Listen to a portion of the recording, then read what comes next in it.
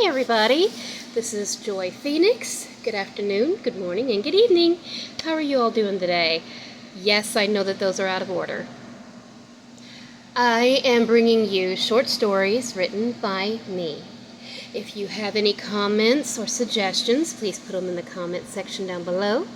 If you have any stories that you might like me to write about, please put it in the comment section down below.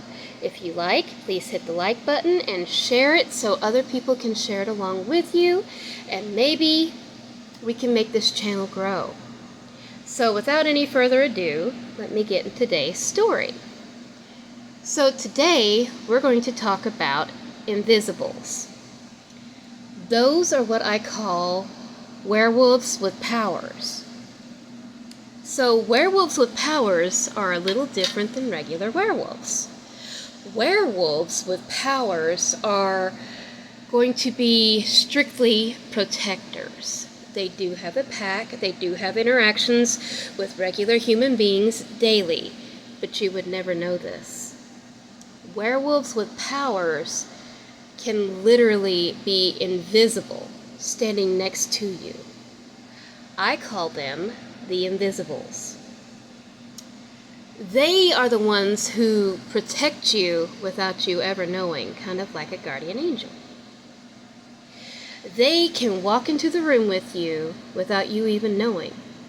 Like those times when you've walked through a door and you go to close the door, but the door doesn't close and you don't quite know why. But you hear in the back of your head something going, "Mother!" in the background. That, the person going, "Mother!"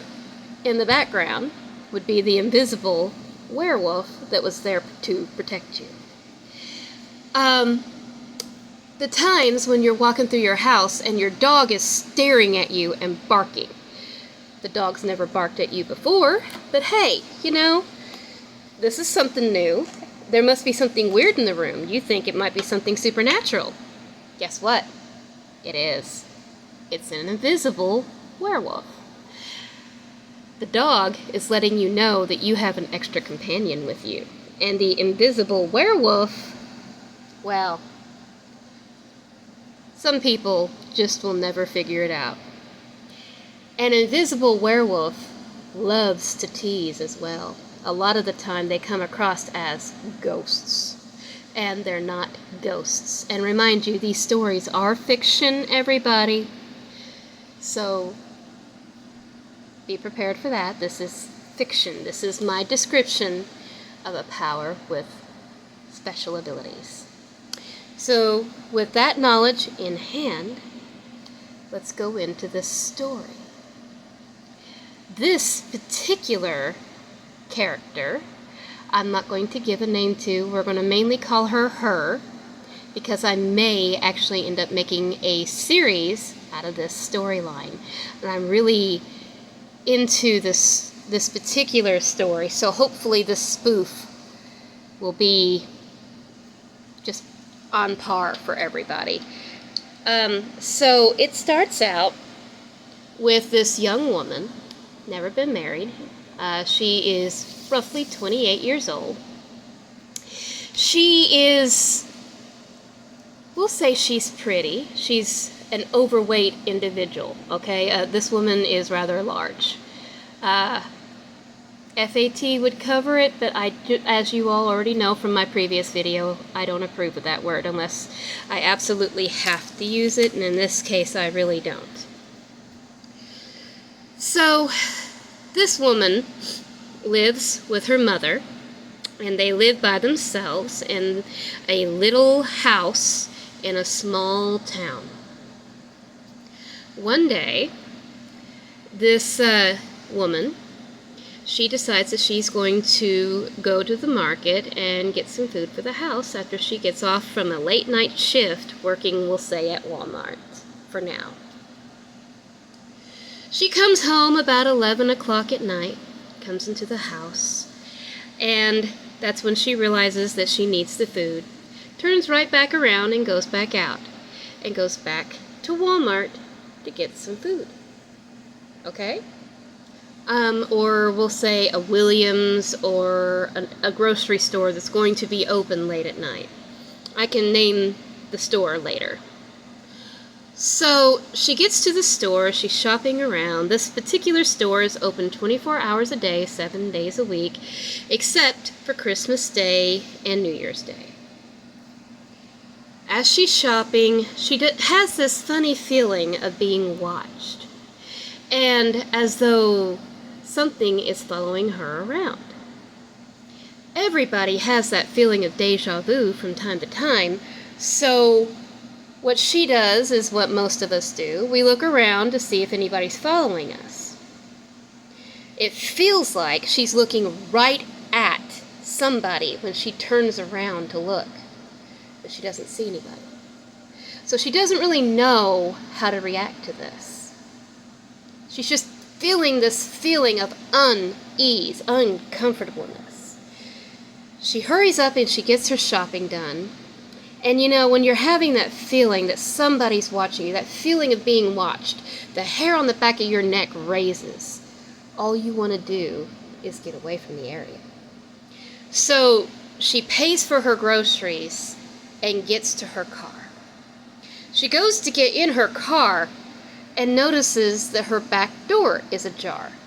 She thinks this is rather odd. She's driving a little hatchback. So she gets out, she hits the button, and she leans in, and as she leans into the car to see what's going on with the back door, the whole car bogs down. And she's figuring it's because she's leaning on the back. She's not really thinking much about it. She hits the button, the door comes down and closes. She gets into the front, and she swears she just has this feeling of something breathing down her neck.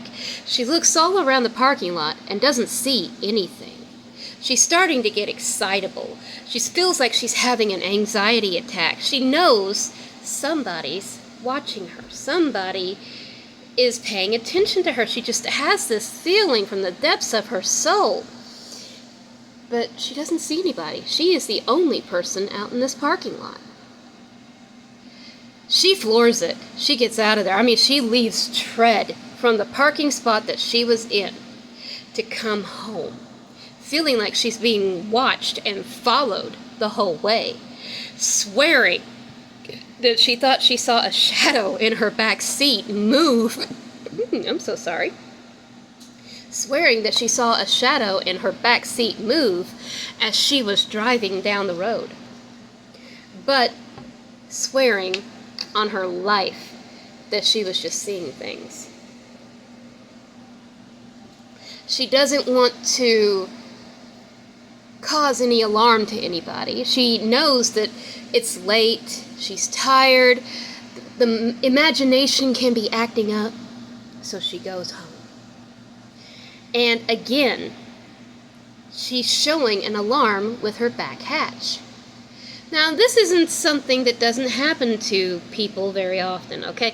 This is something that happens with anybody with a hatchback. Sometimes the hatchback acts up, and the door that opens and shuts sometimes malfunctions. If it hits anything, it malfunctions. If it doesn't hit anything, it might malfunction. Sometimes it's a matter of it not latching. Sometimes it's a matter of it latching too hard, or something being in the door when it closes, like if you just went and got groceries. So really, she's not thinking too much of this. Again, leaning in to get her groceries, the whole car kind of bogs down and bounces when she comes back out of the back. She shuts the back, again, not thinking anything of it, carries her groceries in, goes to shut the door behind her, and the door doesn't shut. She sets down her groceries, turns around frustrated, as we all do, goes back to the door and shuts it, feeling this breeze blow by her as she shuts the door, which happens a lot with anybody who owns any kind of a house, honestly, because you can get pressurized rooms in your house, so when you open one door, another door closes. Well, that's kind of what's going on here, she feels, because when she goes to shut the door, it just felt like there was a pressure in the way. So she gets the door shut, she comes on into the house, she gets her groceries put away, and she goes to go into the bathroom. she swears she just has this feeling of there being negativity, like a fight, a scuffle's going on in the room. And she can't see anything. She can't feel anything. She feels it, but she can't see anything. She certainly doesn't hear it. And sight, hear, and smell. If you don't smell it, there's nothing there, right? Doesn't look like a duck, doesn't act like a duck, doesn't sound like a duck. Probably not a duck. So she goes on into the bathroom, shuts the door behind her, and hops in the bath. Okay? While she's in her bath, let's go back. While she was at the store, a young werewolf with powers about the same age as her saw her walking through the store. He was interested, very interested. He followed her the entire time that she was in the store. He followed her out to her car. When she opened her hatchback, he saw his opportunity. He climbed in the back when she was leaning in the back. When she leaned back out, he pulled his legs up, because he's a very, very big feller. And when she hit the hatchback button to close it, it closed. But he kind of had to lay over the back seat in order to fit, because she had a small hatchback. So as she's driving, he's doing his best not to breathe down her shirt, but he's in the right position, and most guys wouldn't pass up the opportunity to look down her shirt. I mean, come on now. He's male. It happens. When she gets home, and she opens the hatchback to get her groceries, and she leans in, that's when he takes his opportunity again to get out. What he didn't know was where she was living with her mother in that small town, they had their own packs. So he had gone into another PAX district, and there was already another pack that had been watching her, and she had 2 members of that pack in her house. So after she puts away her groceries and she goes to go take her bath, he meets those 2 pack mates who make themselves known to him. They know he's there because they can see him. He didn't know that they were there because they were a separate pack from his pack. They get a hold of him, and now he can see them. They're scuffling, and they are restraining him as she gets into the bath. While she's in there, she can't see the door. One of those pack mates goes in to watch her to make sure everything's okay. The other one walks the intruder out of the house. Her mom, which I didn't mention earlier, is not there at this current time. She's at work. So, to follow our intruder is then walked out of the house by the one pack mate under arrest, technically. They take this pack mate to the pack house to see the alpha. When they bring him in, the alpha gives his alpha order for him to reveal himself, because you can't hide from the alpha. A alpha order is given, and it doesn't matter what pack you're a part of, you obey. So he reveals himself.